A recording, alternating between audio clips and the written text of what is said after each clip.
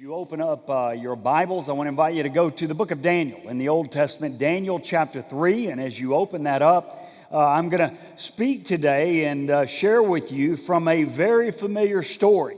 From almost the earliest of days, a young boy or young girl that grows up in the church, they hear about Daniel in the lion's den and Shadrach, Meshach, and Abednego in the fiery furnace. And so we're going to look at one of those stories today.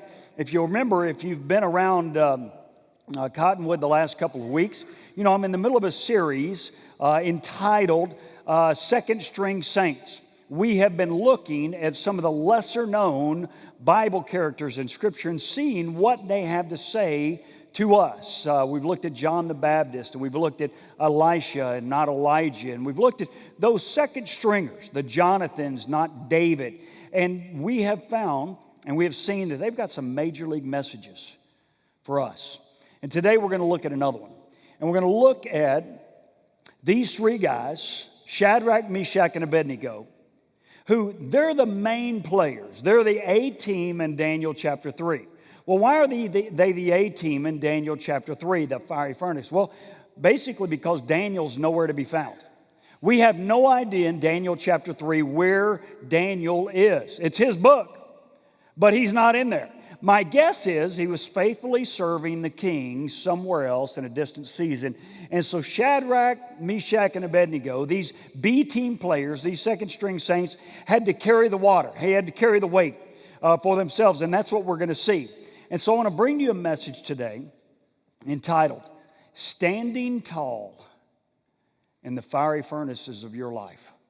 Standing tall in the fiery furnaces of your life. Now, you say, why would you say, Pastor, that Shadrach, Meshach, and Abednego are second stringers? They're the B team to Daniel. Well, Daniel gets all the publicity, right? He's the one that wrote the book. He's the one, the book's titled after him. As a matter of fact, we know even in the book, right, that Nebuchadnezzar, when he besieged Jerusalem and he finally overthrew all of Jerusalem and Israel basically said, Uncle, that Nebuchadnezzar took the best and the brightest of all the sons and all the daughters of the children of Israel, those that were handsome, and you read it in Daniel chapter 1, those that were handsome and of noble heritage, and they seemed to have high intellectual value. And I mean, all of it. He brought a bunch of them with him, Nebuchadnezzar, back to his home country. Then he put them in a training program, all of them, all the ones he had brought back, put them in a training program where he taught them a new way to eat and a new way to live and a new way to think, and taught them astronomy and arithmetic and astrology and science and everything. Really trained these guys up. But still, Daniel gets top billing. It's his book, right? We talk about Daniel's prayer. We talk about Daniel in the lion's den. As a matter of fact, Daniel's even got a diet plan named after him. How many of you know that? How many of you have done the Daniel plan? You don't see a Shadrach, Meshach, and Abednego plan. It's just not in there. You don't say, hey, turn to the book of Abednego. You don't do that. So they're kind of second stringers, but they're A-teamers in Daniel chapter 3 because Daniel is nowhere to be found. Here's the reality in our lives. We all know, and we probably all know people who we look at and we think they have an A-team faith. Man, as long as they are around me, as long as they are leading me, as long as they are with me, I am strong in my faith. But we need to always be reminded there are going to come those seasons when the A-teamers are not there. And it's going to be me in my furnace and my fiery trial. Our young people that are sitting here, they oftentimes, man, you bring them to camp and you see what God does. And our children are off at children's camp and they stand bold in their faith. And as long as they're surrounded by other Daniels and other Shadrach, Meshachs, and Abednegos in their life, great. But what do we all know what happens? We know what happened in my life, right? I would go to youth camp. I'd really be sold out to Christ and I'd be faithful. And then all of a sudden, the next year, the school bell would ring and it was me walking the halls alone. And rolling back into the same football locker room and looking around and thinking, all right, am I going to stand tall? And am I going to stand firm? I'm going to back away. So today I want to talk to us all, whether you're young or whether you're old, whether you're single or whether you're married, whether you're healthy or whether you're unhealthy, whether you're financially well off or not. I want to talk to everybody in this room right now about how to stand tall in the fiery furnaces of your life. And everyone in here has one. You know, there are always those difficulties and those trials and those fiery furnaces that come our way. Sometimes, let's be honest, sometimes we create them of ourselves. We make decisions, right? If I can create a fiery trial of my own finances today, my guess is, how many of you know I could probably leave here today and I could probably go find some dealership that was open. I could buy a car that was too expensive. That'd be my call. Then I could probably go down to the mall and I could buy expensive stuff. And my guess is there are some furniture stores I could go buy a bunch of stuff. I could go do a lot of things and create my own financial fire, right? How many of you know that? There are times that we could do that.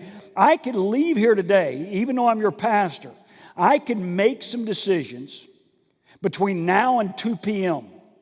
that could harm this church greatly. And it would be trials I created for myself. And there are times that the best thing we can do to ourselves and for ourselves when we find ourselves in a fiery trial is to ask ourselves, did I create this? Did I make some decisions that caused this trial? Why do I want to honestly analyze that? Because I want to know and I want to learn and make sure I don't make those same decisions again. So there are some decisions and some trials that come my way that I make. There are a lot of trials that come my way that I didn't have anything to do with. They just show up. All of a sudden, you seemed healthy. You walked into the doctor. The doctor says, you know, there's something I don't like. I want to look at this. Anybody ever been in that appointment? You didn't have anything to do with it. It just showed up. And all of a sudden, you were in a fiery trial. And you had nothing to do with it. Yesterday, within a few short minutes, I was over in Fort Worth. Within a few short minutes, coaching one of JJ's baseball games, I got a phone call that a member of our church, their house was struck by lightning and burned into the ground yesterday, right here in Fairview. Within a few more minutes, I heard that a member of our church had fallen and broken their leg in 3 different places and had just come out of surgery where they put 10 pins in their leg. Within a few minutes, someone else called and said they had one of our members had a tree knocked down in their front yard. Guess what? Boom, boom, boom. I've already confirmed this because we went over there last night to the person's house that had burned down. We confirmed that they were not praying for a fiery furnace in their house. I've confirmed that. Apparently, that just happened without them inviting it. There are some of you here today that you are walking through a fiery furnace, a fiery trial in your life. And sometimes we know it's going to be short. Sometimes we know it's a lifetime.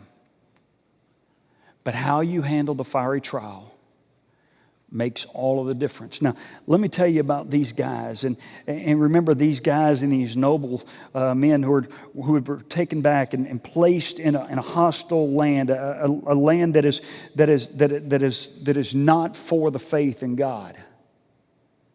Could be very, very similar to the place you find yourself, your work environment, wherever you are. And what we're going to see is that King Nebuchadnezzar, he builds an altar and an image to himself. And he says, listen, at the sound of the music, everybody's going to fall down and everybody's going to worship. And if you don't worship, you're going into the trial. So sometimes we create trials on our own. Sometimes they just happen. They show up. Our house gets struck by lightning. Sometimes, listen, others force us into the furnace because of decisions that they make. And let me tell you what, I sense that more and more that's where we're going as a country.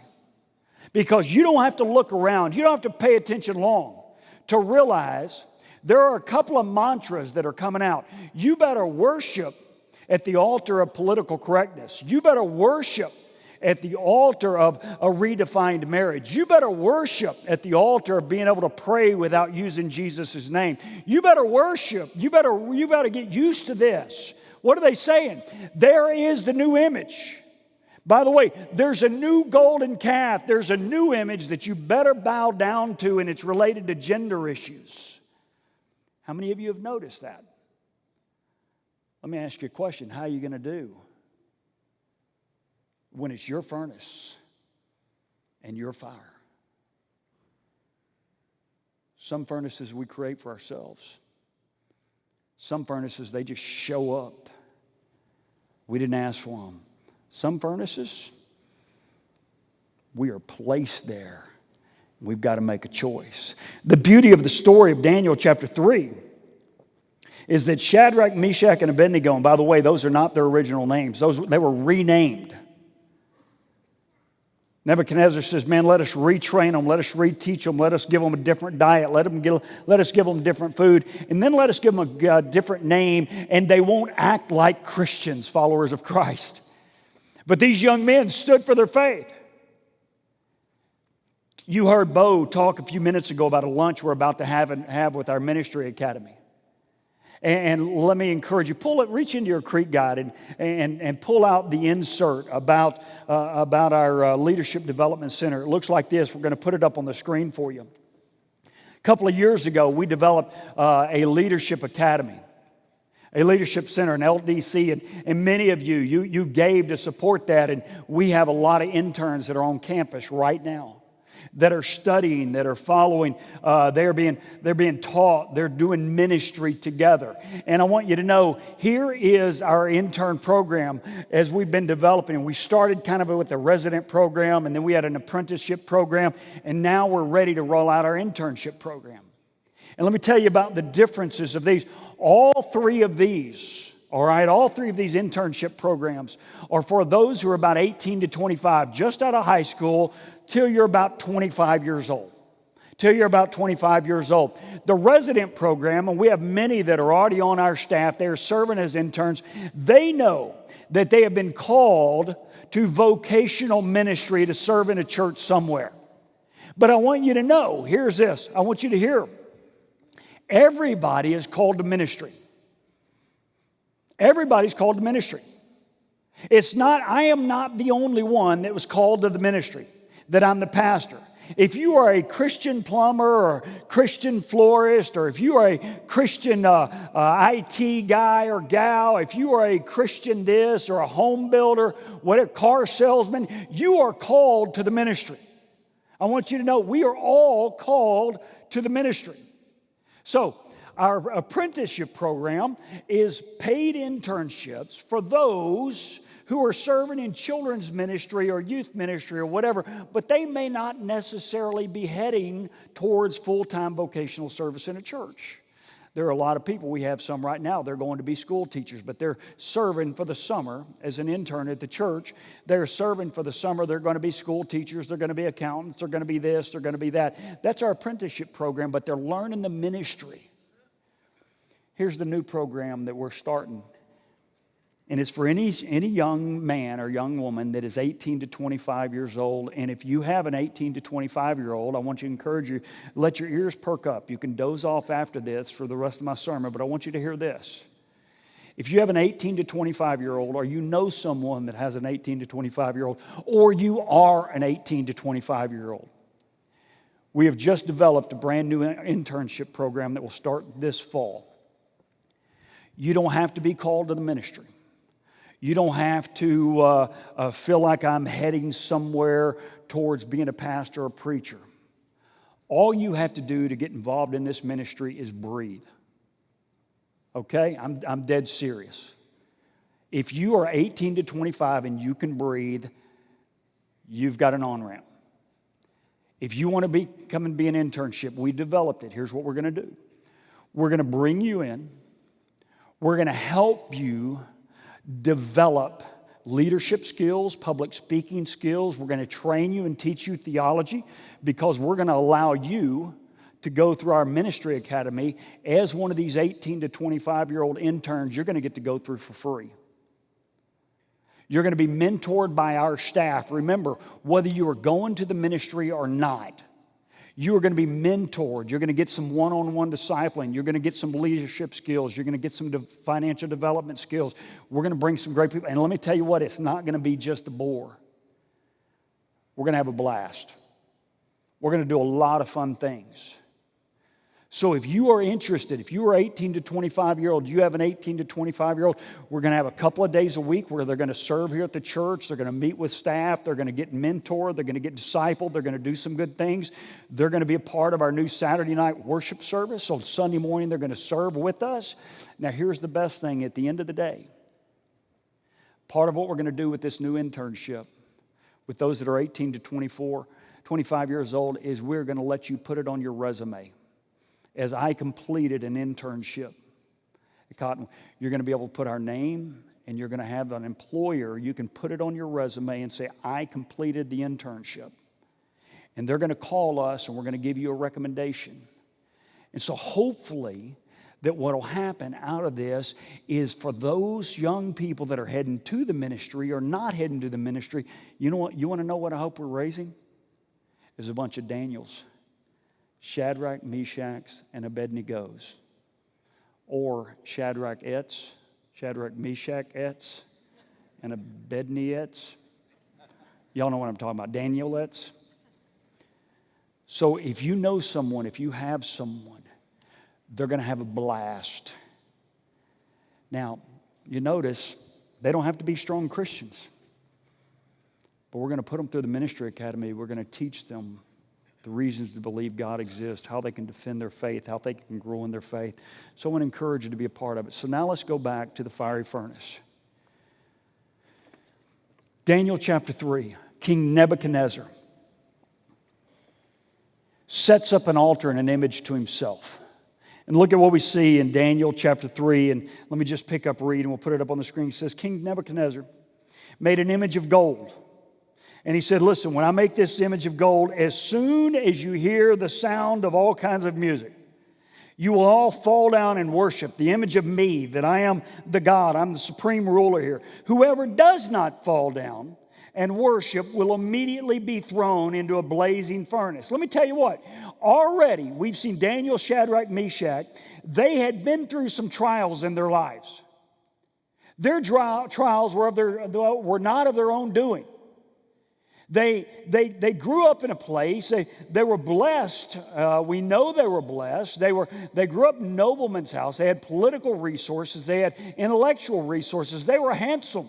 We know this. They didn't do anything to gain those. They were just born into the right family. At the same time, then Nebuchadnezzar overthrew them, exported them to a different country. They had nothing to do that. All they could do is follow along. But now they've gotten to a place where they can stand on their own 2 feet. And Nebuchadnezzar says, I'm going to build this altar, this image of gold to myself. Every time you hear the music, you're going to bow down in lockstep. Now here's what we know.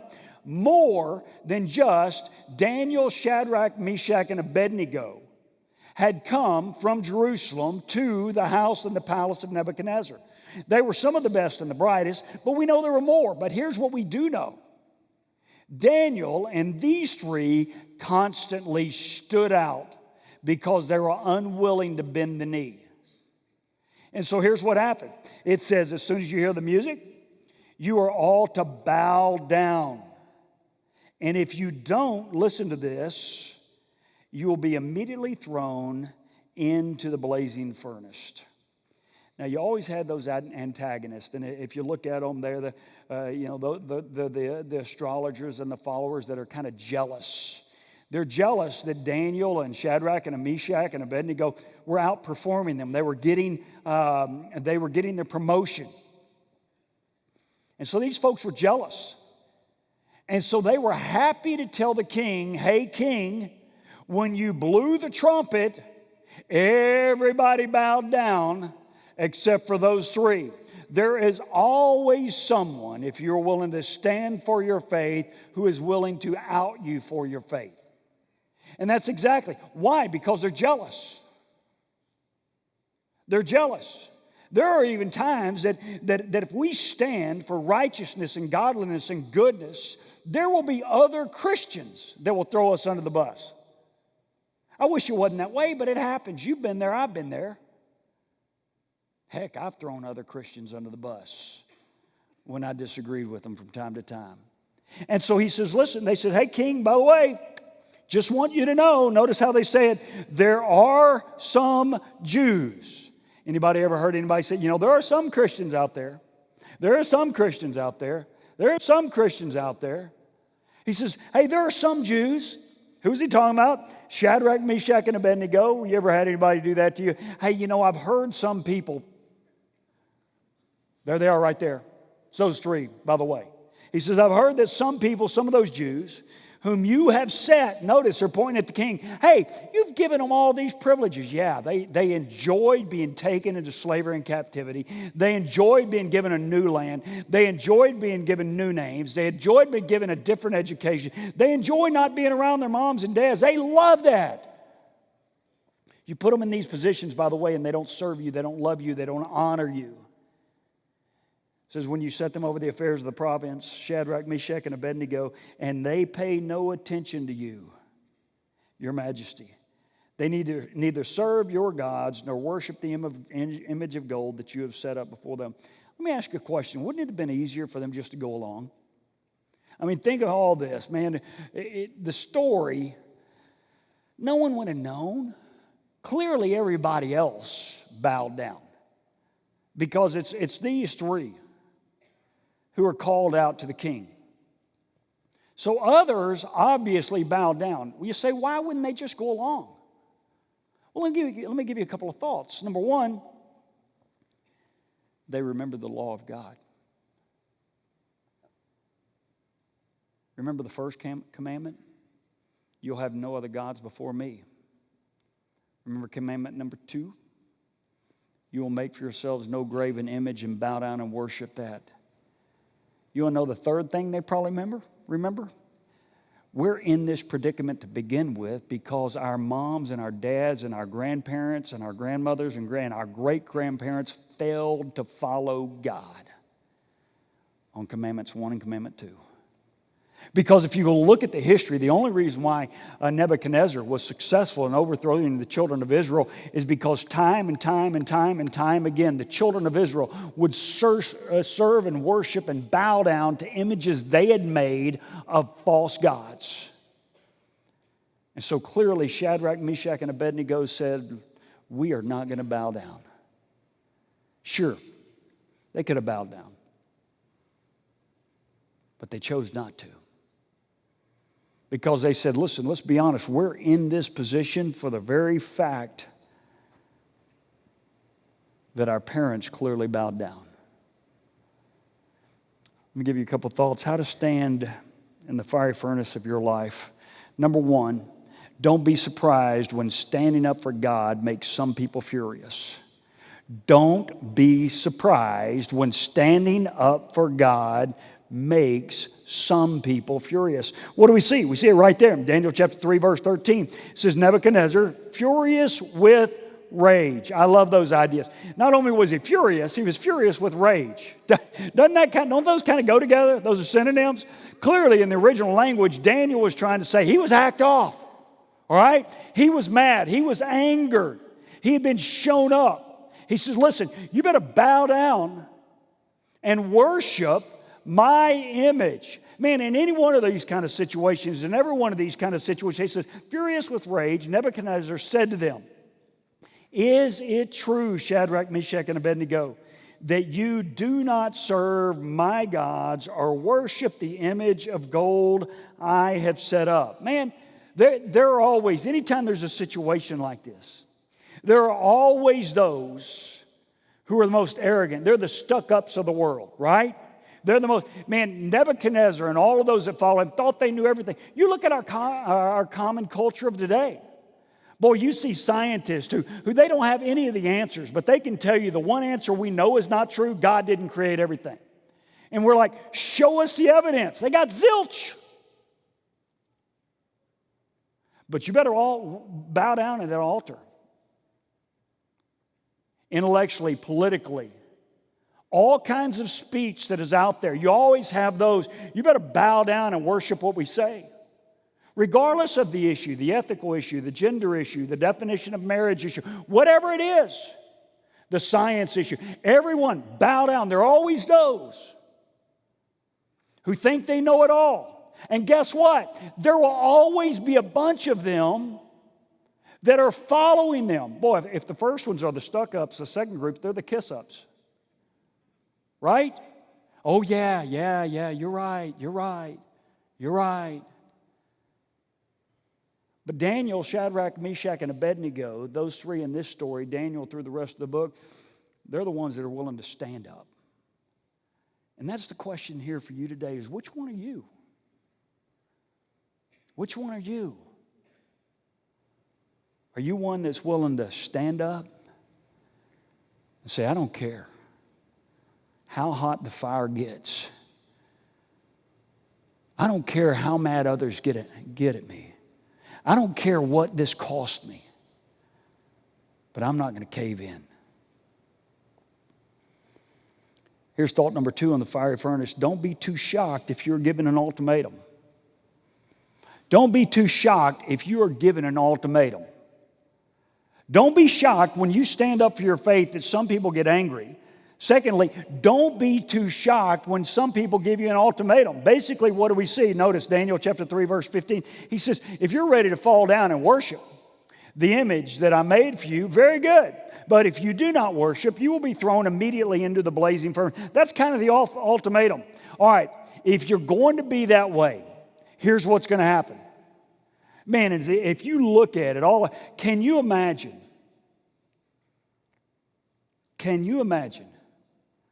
the pressure these guys must have felt? Nebuchadnezzar's looking down on them. They're lucky to be alive at this point anyway.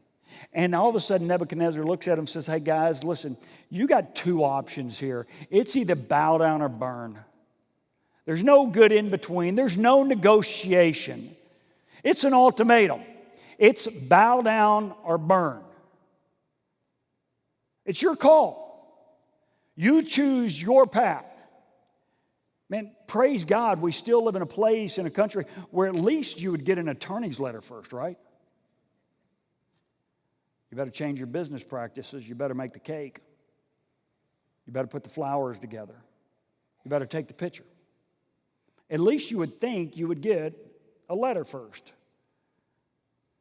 But these guys, listen, hey boys, it's bow down or burn. Those are only 2 options. Pretty simple. Here's number 3, how to survive. Listen, don't let the outcome of the furnace determine your faith. Write that down. Don't let the outcome of the furnace determine your faith. Remember, I told you there are times that I make decisions that put myself in a furnace in life, and I cry out and ask God to get me out. There are other times, just like many in our church yesterday, tree falls down, lightning striking the house, break their leg. I mean, just over and over again, boom, boom, boom. Member of our church just yesterday goes in, has a heart difficulty, procedure tomorrow. Boom. Fiery furnace. Don't let the outcome of the furnace determine your faith. You say, where do you see this? Notice what these guys say. Look at it. Shadrach, Meshach, and Abednego replied, King, if we are thrown into the blazing furnace, the God that we serve is able to deliver us from it. He's able to. But even if He does not, we will not serve your God or worship the image of gold you have set up. What are they saying? They are saying, first and foremost, our God is able to rescue us from your hand. And let me tell you, here's what you need to do. If you are in the furnace, you need to have all the faith in the world. Why? Because we serve a God. Everybody say, we serve a God. We serve a God that is able to deliver us from the furnace. Let me tell you what, if I am in the furnace, I am going to serve and pray and beg for God to demonstrate His power and rescue me from the furnace. There is nothing wrong with that. I want you to hear me. If you are in a furnace right now, and your furnace is called financial bankruptcy, or it's a relational breakdown, or it's cancer, or whatever it is, I want you to know you're in the furnace, pray to God, believing, trusting, begging Him to deliver you from the furnace. How many of you know what I'm saying? I want you to know your pastor is just spiritual enough that if I ever get told I will have cancer, my immediate prayer is, God, let me not have cancer. How many of you understand that? There is nothing spiritual about saying, God, leave me in the furnace. I love these guys. They look at him and says, hey, by the way, we know that you're the king here, but we know the King of Kings and the Lord of Lords. We know the God who spoke the world into existence, created all, set the stars in a place, set the earth on its axis, put the moon and the stars and the fish. We know that God. And let me tell you what, if He's powerful enough to do that, He can snuff your fire out like nothing. But remember, the point is this. Don't let the outcome of the furnace determine your faith, because what else did they say? But even if He does not. See, that's the hard phrase, to live in the furnace. But even if He does not, that's hard life, that's real life. See, I want you to know that, but even if He does not, those are the hard things. Those are the difficult things. We will not serve your gods or worship the image of gold that you have set up. In other words, when I go through the furnace, I pray for God to deliver me. I pray for God to keep the flames at bay. I pray for God to let me stand firm and stand tall. I pray for God to heal me, to bless me. But even if He does, I will not bow down to anyone else but the one true God. So let me give you 4 quick reminders as we close from the furnace of life. Number 1, don't ever forget when you're in the furnace that God is with you in the furnace. Most of the time, I don't want to say most of the time, a lot of the time, I hear this. When people come to me and they say, I just don't feel like God is with me. It's not uncommon that part of the reason they feel that God is not with them is because they're in the furnace. We have this mindset, we have this difficulty, we have this understanding that as long as God is with me, it means that I'm blessed and I'm not experiencing any difficulty. Remember what James, the brother of Jesus, said in James chapter 1, verse 2? He says, consider it pure joy, brethren, when you experience various trials, because we know the testing of your faith purifies us and gives us wisdom and gives us endurance. Here's a reality. When I'm in the furnace, God is with me. Notice what it says, Daniel chapter 3, verse 24. It says, then the king Nebuchadnezzar leapt to his feet with amazement. He said, and asked his advisors, weren't there 3 men that we tied up and threw into the fire? They replied, yep, you got it. But he looks in there and he sees someone else. He sees someone else that looks like a son of the gods. It's really the Son of God, Jesus Christ, who is with us. Here's the beauty. I love what the writer of the book of Hebrews, same idea of this in verse 13, chapter 13, verse 5. He says this.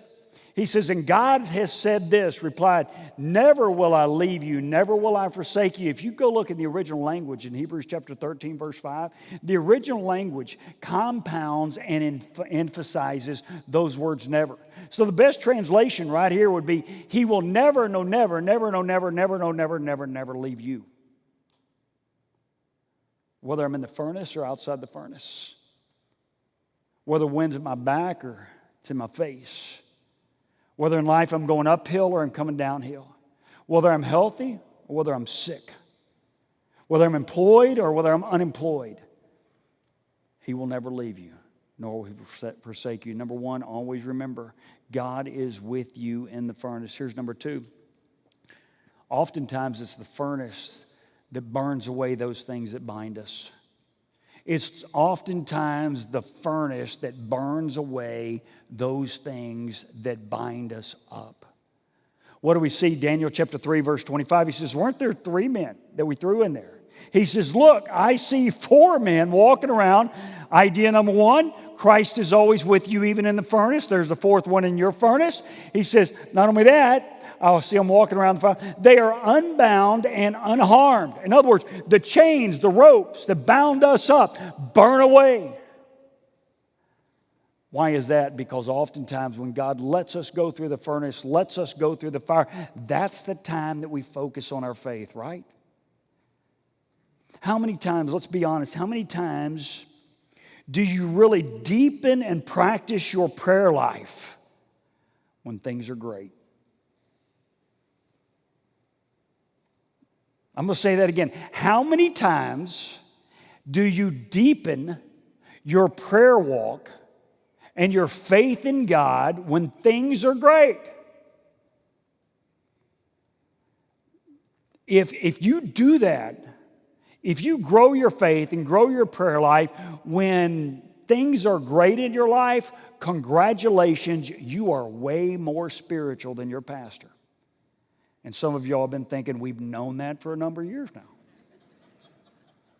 Because let me tell you what, when God is blessing the church and things are good, and man, we're just seeing God's blessing all the time, most of my prayers, just kind of high five God, hey God, being you nut, give me some knuckles right there.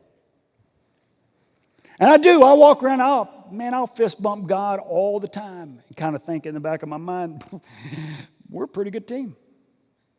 Me, God, God, me, kind of rolling. You let something happen in my life or to my family or whatever, and guess what? I'm on my knees. I'm looking up every word in prayer in Scripture, and I want to pray that prayer, and I want the prayer of Jabez, and I want the prayer of Daniel, and I want Jesus' prayer, and hey, I don't care if I can't even pronounce her name in the Old Testament. If they prayed, I'm praying that prayer. Man, it's the furnace oftentimes that burns away those things that bind us, that keep us from focusing on our faith. So if you're in the furnace, let some burning take place so you can focus on the most important thing, your walk with God. Here's number 3. You ready? Oftentimes it's the furnace that draws unbelievers to God. See, it's easy for for people to look at us and say, well, sure. Sure, you serve God. He blesses you. You got the raise. You did this. You did that. Everything's all good. But remember what Satan said to God about Job? He says, hey, God, let me take a little bit of away. Let's see what kind of a guy Job is. Notice what happened in Daniel chapter 3, verse 28. It says, then Nebuchadnezzar said, praise be to the God of Shadrach, Meshach, and Abednego, who has sent his angel and rescued his servant. They trusted in him and defied the king's command and were willing to give up basically everything their lives. Rather than to serve and worship me, they served God.